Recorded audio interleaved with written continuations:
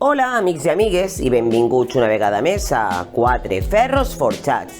Avui anem a apropar-se al món dels oposats. Dona, home. Bona, roïn. Jove, vell. Gros, prima. Fort, feble. Baix, alta.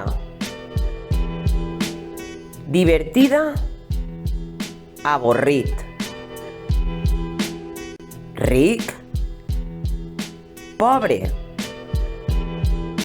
Contenta, trist. Sorollós, silenciosa.